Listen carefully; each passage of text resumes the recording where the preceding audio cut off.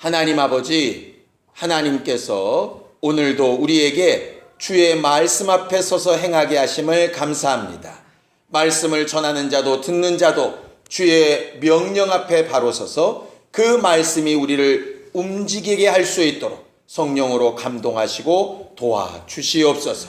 믿음으로 헌금한 손길들 위해 복을 주시고 저들이 물질이 아니라 주로 인하여 살기를 결심하고 하나님 앞에 행하여 싸우니 말씀하신 대로 갚으시고 응답하여 주시옵소서.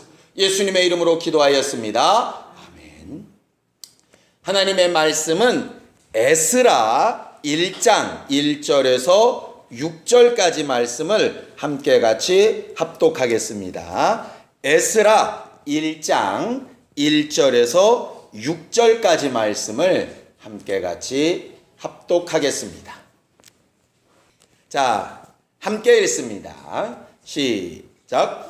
바사왕 고레스 원년에 여호와께서 예레미야의 입으로 하신 말씀을 응하게 하시려고 바사왕 고레스의 마음을 감동시키심에 저가 온 나라에 공포도 하고 조소도 내려 가로되 바사왕 고레스는 말하노니 하늘의 신 여호와께서 세상 만국으로 내게 주셨고 나를 명하사 유다 예루살렘에 전을 건축하라 하셨나니 이스라엘의 하나님은 참 신이시라. 너희 중에 무릇 그 백성된 자는 다 유다 예루살렘으로 올라가서 거기 있는 여호와의 전을 건축하라. 너희 하나님이 함께 하시기를 원하노라. 무릇 그 남아있는 백성이 어느 곳에 우거하든지 그곳 사람들이 마땅히 은과 금과 기타 물건과 짐승으로 도와주고 그 외에도 예루살렘 하나님의 전을 위하여 예물을 즐거이 드릴지라 하였더라.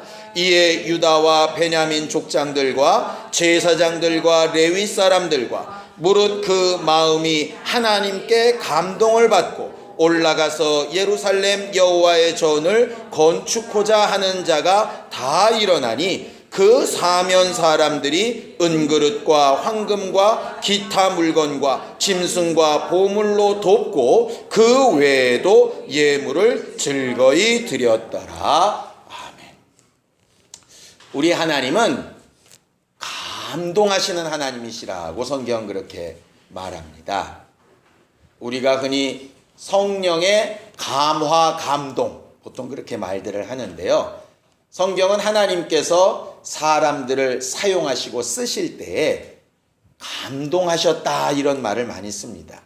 특별히 구약에 굉장히 많습니다. 하나님의 신에 감동돼요. 하나님의 신에 감동된 자가 일어나. 우리가 이제 성경을 공부할 때 사사기를 좀 배웠죠. 그때 사사기에도 하나님의 신에 감동되다. 이런 말들을 굉장히 많이 씁니다. 우리는 일상생활 하면서도 이렇게 감동이라는 걸 좀 자주 받습니다. 특별히 어떨 때 저는 감동이 잘 되던가 이렇게 봤더니요. 인간극장 같은 거 보면 감동이 좀 되더라고요. 인간극장 보면 참 어렵고 힘든데 가족끼리 사랑하면서 이겨나가고 나중에 해피엔딩으로 끝나고 이런 거 보면 아주 가슴이 좀 찡해지면서 이렇게 좀 감동이 이렇게 돼요. 하나님도 이렇게 감동함으로 일하십니다. 왜냐하면 우리가 지난 수요일 날도 말씀드렸던 것처럼 하나님은 억지로 명령에 따라 어쩔 수 없이 하는 것을 기뻐하시는 분이 아니라고 했죠. 마르다가 자원하는 마음으로 부엌 일을 시작하고 마리아가 자원하는 마음으로 말씀 듣기를 시작하고 하는 그 마음을 유지하기를 기뻐하시는 것처럼 하나님은 자원함으로 하기를 원하신다 이 말이에요. 근데 그 자원함이라고 하는 게 어디서 나오겠습니까? 결국 마음이 움직여야 되고 그 마음이 움직여서 몸이 움직여야 되고 몸이 움직이면 환경이나 물질도 따라가야 되고 뭐 이렇게 돼야 이게 감동이라는 것 아니겠어요? 결국 하나님은 안 하면 죽여버릴 거야 이렇게 일하시는 분이 아니라 감동해서 일하시게 하시는 분이세요. 그러니 신앙생활 잘하는 방법은 하나님의 감동을 받는 것이죠. 물론 믿음이 좀 연약한 분들은 감동이 받을까 봐 두려울지도 모르겠습니다.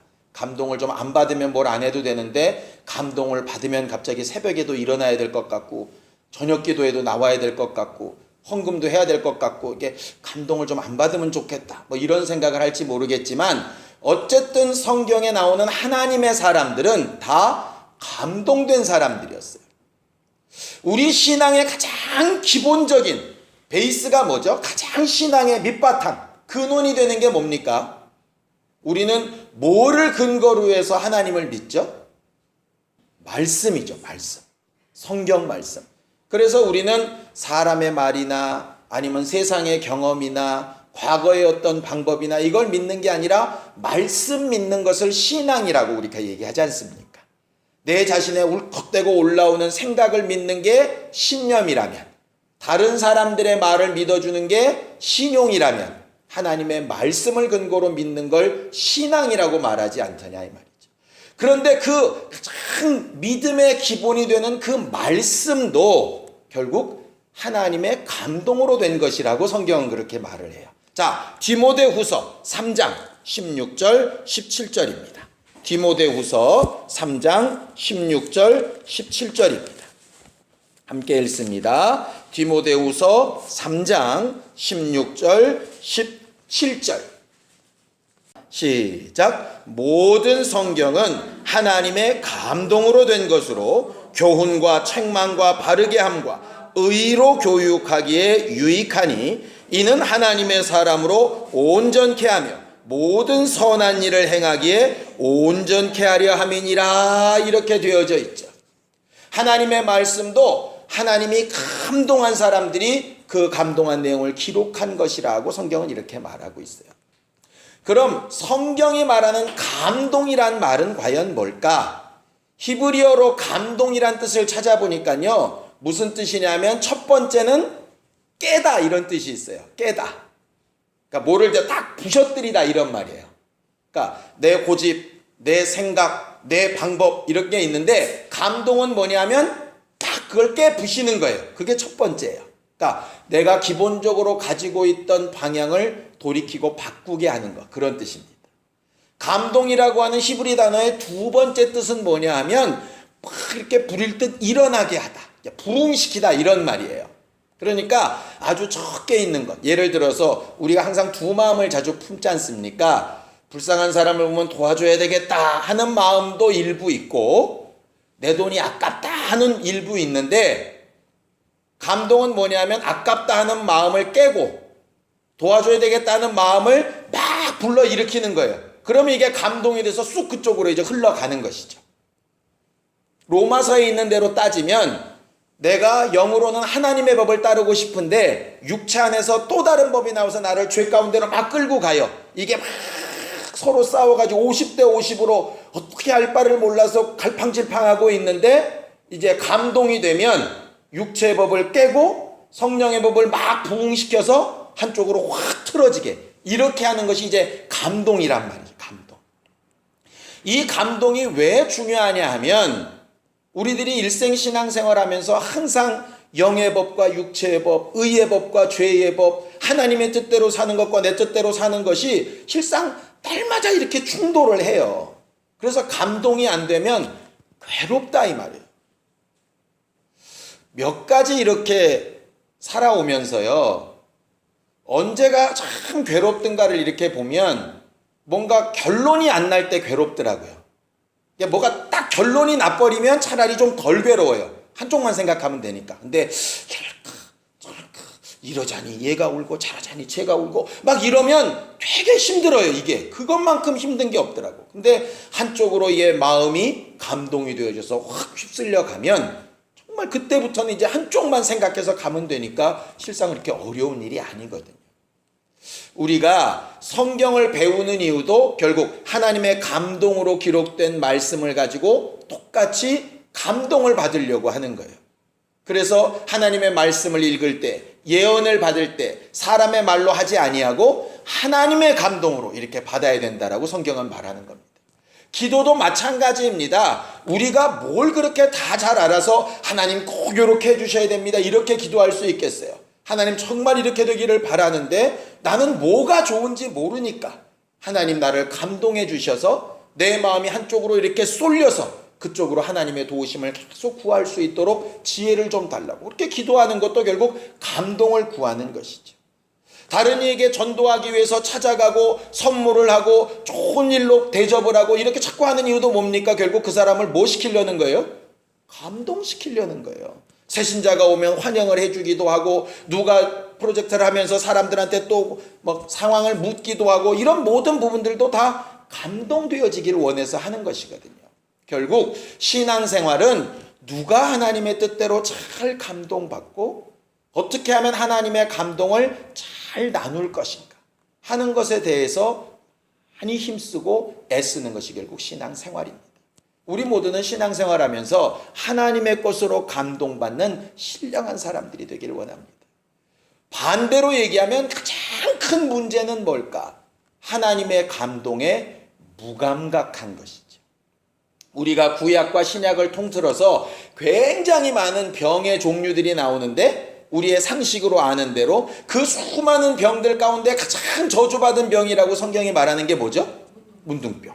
문둥병이 왜 가장 저주받은 병이라고 얘기하는지 아시죠? 감각이 없으니까. 감각이 있어야 나으려고라도 하고 감각이 있어야 피하려고라도 할 텐데 감각이 없으면 죽는다. 음주운전이 왜 무섭습니까? 음주 상태에서는 감각이 없어요. 거리 감각도 없고 위험을 감지하는 감각도 없고 감각이 있긴 있어도 무뎌지고 이러니까 가서 들이받고 죽고 막 이러잖아요. 결국 감동이 안 되고 감각이 없는 것은 결국 죽은 것과 마찬가지예요. 심령도 마찬가지입니다. 성경을 한 군데만 더 보죠. 에베소서 4장 18절입니다. 에베소서 4장 18절입니다. 함께 읽습니다. 에베소서 4장 18절입니다.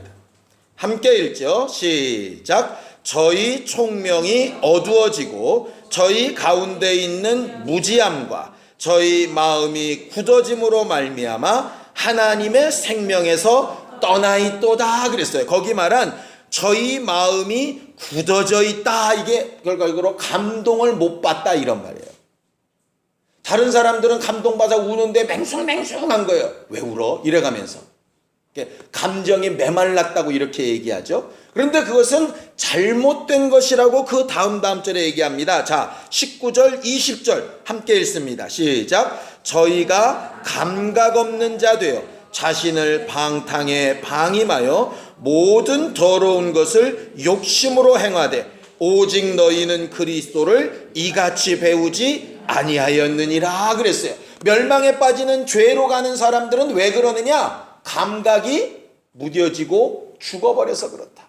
예수는 그렇게 가르치신 적이 없다 이 말이에요. 그러니까 예수님처럼 신앙생활을 잘 하려면, 예수님을 닮아 제대로 된 그리스도인의 직분을 잘 감당하려면 뭘 받아야지 정상이란 얘기냐면 감동을 받아야 정상이란 얘기죠.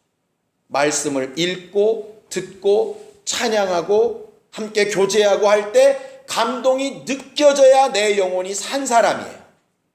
물론 맨날 찬양할 때마다 질질 울고 뭐 그렇다 그래서 좋다는 얘기는 아닙니다. 그러나 적어도 찬양 가사에 감동이 되고 믿음의 고백에 아멘이 되고 앞에 있는 설교자가 아멘입니까? 물어서 아멘 말고 입 밖으로 내지 않더라도 정말 그 말씀 나도 그렇게 돼야 되겠구나 아멘 이렇게 되는 감동이 있어야 제대로 신앙생활 한다 이 말이에요.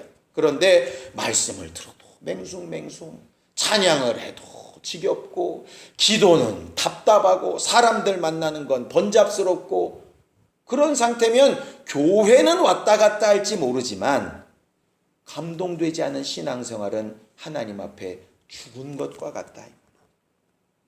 제가 오늘 성경 본문을 보면서요, 이 성경 본문에 세 부류의 감동받은 사람들의 이야기가 나옵니다. 이 에스라서는요, 이스라엘 사람들이 바벨론으로 포로로 잡혀갔다가 돌아오기 시작하는 이야기를 쓰는 것이 이제 에스라서입니다. 물론 이제 바벨론 포로기 얘기를 보려면 에스더서도 봐야 되고 다니엘서도 봐야 돼요. 그런데 이제 성경 순서대로 제가 이렇게 보기 위해서 이미 그 부분을 쭉 빼고 이제 에스라서로 넘어가는 것입니다. 역사를 잠깐만 정리를 할게요. 이스라엘이 북왕국과 남왕국으로 나눠져 있었는데 북왕국 이스라엘은 어디에 멸망을 당하느냐 하면 아수르라고 하는 나라에 멸망을 당합니다. 그 아수르는 지금 우리로 따지면 시리아예요. 시리아. 그리고 남왕국 유다는 어디에 멸망을 당하느냐 하면 바벨론이라는 나라에 멸망을 합니다. 근데 그 바벨론은 지금으로 따지면 이라크예요. 이라크. 그런데 먼저 있었던 아수르 그 시리아는 또 어디에 멸망을 하느냐 하면 바벨론에 멸망을 해요. 그 사이에서 바벨론으로 70년 동안 유다 사람들이 다 잡혀가서 포로기를 지냅니다. 근데 70년이 거의 다 찼을 때 갑자기 바사라고 하는 나라가 크게 일어나요. 그 바사는 페르시아라고 하는 나라인데요. 지금으로 따지면 이란입니다. 이란. 이라크하고 이란은 지금도 굉장히 사이가 안 좋아요. 그러니까 지금 안 좋은 건 왜 안 좋으냐? 구약 성경시대 때부터 안 좋아서 계속 안 좋아요. 어쨌든 그 바사라는 나라가 갑자기 더 강대해져 가지고 큰 왕국이었던 바벨론을 멸망시키고 그 다음에 첫 번째 초대 임금으로 이렇게 이름을 떨친 사람이 누구냐면 오늘 나온 고레스라고 하는 사람입니다. 그래서 바사왕 고레스라 이렇게 이야기를 하는 거예요. 그런데 바벨론으로 70년 동안 그렇게 포로로 잡혀갔던 이스라엘 사람들을 고레스가 왕이 되자마자 다 풀어서 다시 예루살렘으로 돌아가도록 명령을 합니다. 물론 세계사적으로는 이런 이유들을 얘기합니다. 왜냐하면 바벨론 시대 때 워낙 강압적으로 이렇게 통치받았던 것에 반대로 해서 우리는 바벨론과 달라. 그래서 그 사람들의 마음을 사기 위해서 유화 정책을 쓴 것도 있어요. 그것도 물론 맞습니다.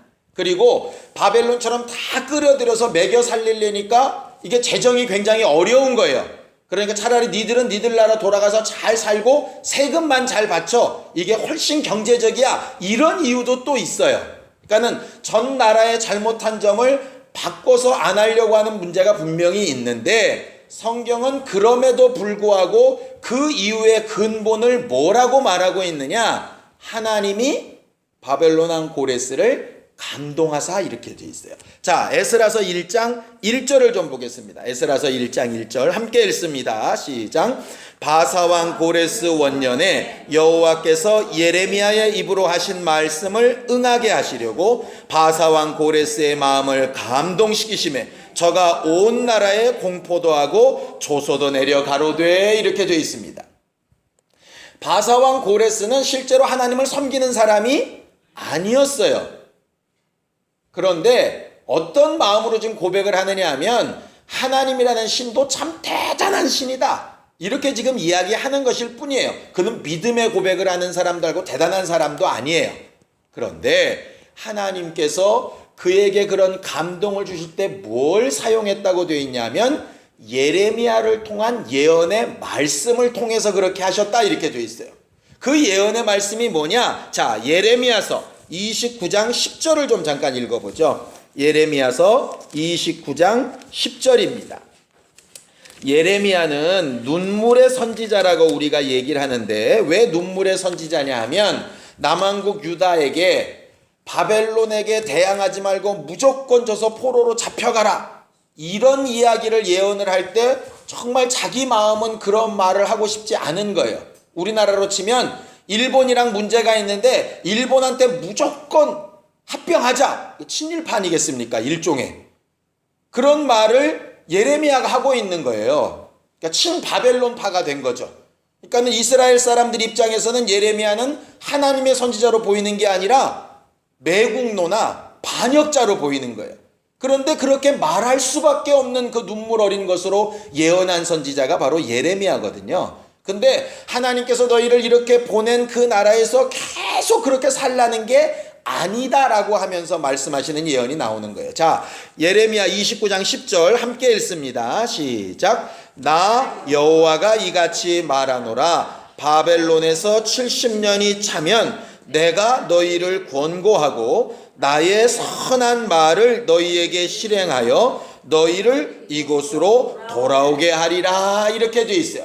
그러면서 다른 예언에는 내가 한 목자를 세워서 그로 인하여 너희를 돌아오게 하겠다 이렇게 되어져 있는데, 그 목자는 다른 선지자나 다른 사람도 아니라 고레스를 얘기하고 있는 거예요.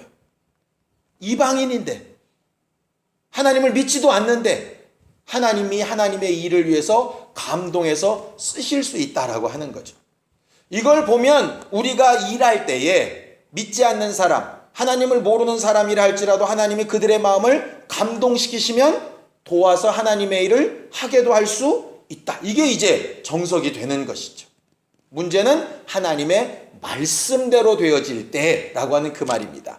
내가 70년이 되면 반드시 너희를 돌려보낼 것이다. 내가 반드시 회복시키리라. 그러니 너희는 하늘만 쳐다보고 손가락만 빨고 있어라. 이렇게 얘기하시는 것이 아니라 그 다음에 내가 반드시 그렇게 회복할 텐데 너희는 이렇게 해야 된다라고 하신 말씀이 예레미야에 계속 나와요. 자, 11절부터 13절까지 우리가 잘 아는 말씀입니다. 함께 읽습니다. 시작. 나 여호와가 말하노라. 너희를 향한 나의 생각은 내가 아나니 재앙이 아니라 곧 평안이요 너희 장래에 소망을 주려 하는 생각이라. 너희는 내게 부르짖으며 와서 내게 기도하면 내가 너희를 들을 것이요 너희가 전심으로 나를 찾고 찾으면 나를 만나리라. 이러셨어요. 무슨 얘기냐면 예레미야는 하나님은 분명히 하나님의 계획대로 70년 후에 너희를 회복시키실 것이다. 너희들이 생각할 수도 없고 알 수도 없는 방법으로. 이스라엘 사람들이 70년 동안 바벨론 포로 생활할 때 바벨론이 언젠가 무너지고 고레스라는 사람이 나타나서 우리를 풀어줄 것이다, 이런 거 예상이나 했을까요? 그들은 상상도 못하는 상황이었어요. 70년이 차가는데 바벨론은 여전히 강대국이고 바벨론이 또 다른 나라랑 전쟁하니 사회는 점점 흉흉해지고 새로운 왕이 들어섰다. 그런데 저놈은 또 얼마나 나쁜 놈일까 암담할 수도 있지 않겠어요. 실상은 사람들은 되어져 가는 일들을 모르기 때문에 답답하고 힘들 뿐이에요.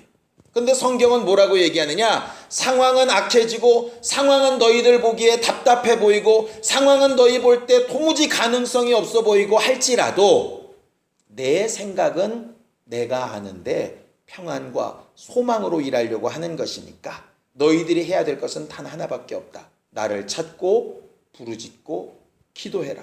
그러면 내가 너희를 감동하든 고레스를 감동하든 누구를 감동해서라도 너희를 통하여 하나님의 평강과 소망의 일이 이루어지게 하겠다 하시는 거예요. 오늘 성경에서 우리가 정말 배워야 될 것은 우리의 기도가 뭐냐 하면 하나님이 언제 누구를 통해서 어떻게 하실지는 모르지만 해결하는 방법은 단 하나. 하나님이 감동하셔서 해결하신다. 그러니 나도 하나님의 감동을 받고 저들도 하나님의 감동을 받을 수 있도록 기도해야 되는 일이에요.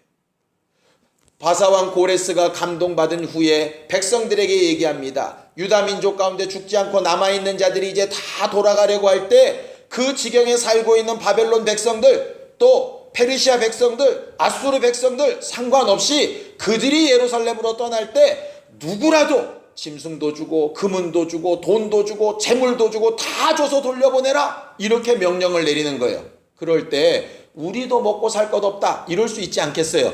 그런데 하나님이 그들을 감동하셔서 마치 애굽에서 나올 때 히브리 사람들에게 애굽 사람들이 물질을 다 줘서 이렇게 내보내듯이 그들이 70년 동안 노예 생활하면서 자기 물질을 얻지 못했을 때 70년 만에 한꺼번에 그 모든 소득을 일한 만큼 챙겨서 고향으로 돌아올 수 있도록 하나님께서 그렇게 만들어 주셨다 이 말이죠. 이것도 이스라엘 사람들의 생각에는 도무지 계산이 안 서는 얘기예요.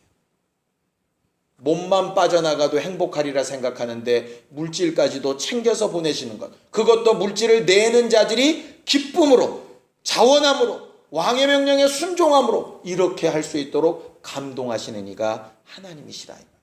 그리고 거기 마지막에 보면 5절에 보면 유다와 베냐민 족장들과 제사장들과 레위 사람들과 그릇 그 마음에 하나님께 감동을 받은 사람들이 올라가서 예루살렘 전을 만들기 시작하였다 이렇게 되어져 있죠. 야, 이제 자유인데 뭐 하려고 황량한 예루살렘 땅에 가서 고생하냐? 여기서 자유자가 되고 이만한 물질도 얻었으면 여기 바벨론 땅에서, 이 바사 땅에서 땅 사고 여기다 빌딩 짓지, 이렇게 생각하는 것이 아니라 감동되니까 황량해도, 성이 없고 성전이 없고 밭이 황무하게 되어진 그 땅이라도 하나님의 돌아가게 하실 때 그곳을 향해서 마음이 감동되어 움직인다 이 말이에요. 바사왕 고레스도 하나님이 감동하셨어. 그 백성들도 하나님이 감동하셔서, 이스라엘 백성들도 하나님이 감동하셔서 에스라서의 처음 출발이 시작되는 겁니다. 많은 교회들이 건축을 하고 헌신을 하고 하면서 힘들어합니다. 왜 그럴까요? 단 하나밖에 이유가 없는 것 같아요. 감동되지 못한 상태에서 억지로 하니까 힘들죠. 예배도 신앙생활도 감동되지 않으니까.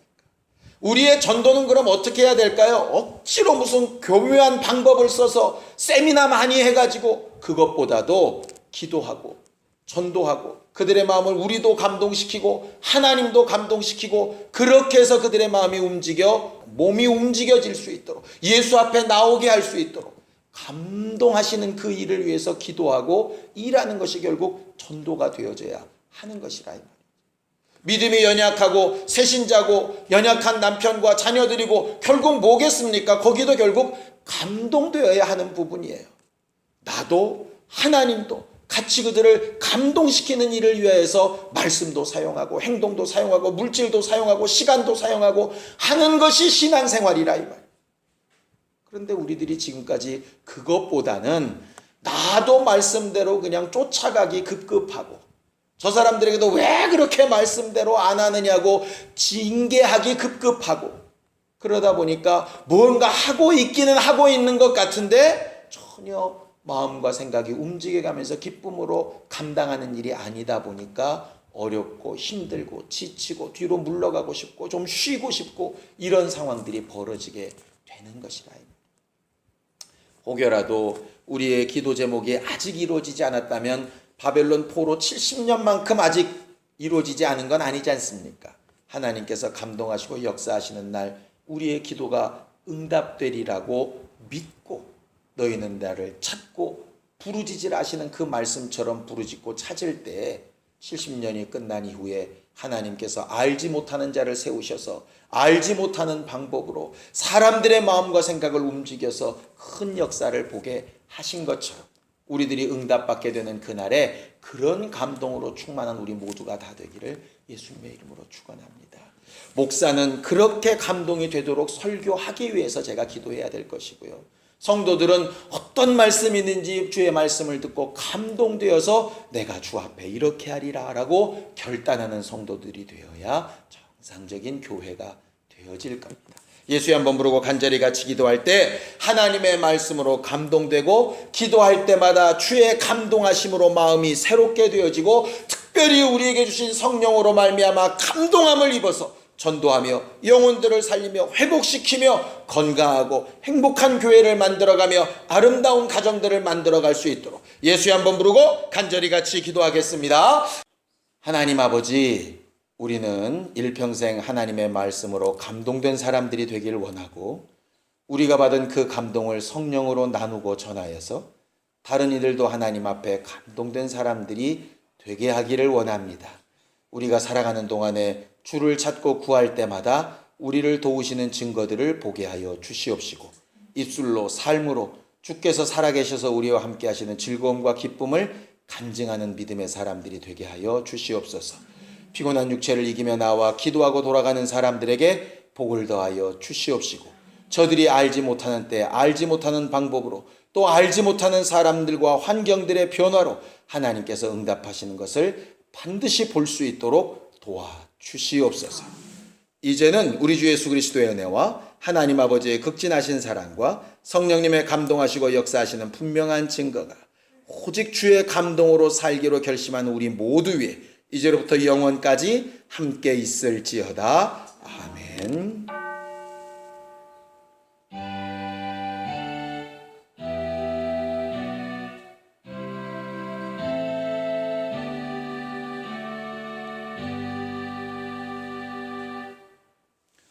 우리 기도 들으신 하나님 앞에 감사하는 박수 끝내겠습니다. 수고하셨습니다. 감사합니다. 안녕히 계세요.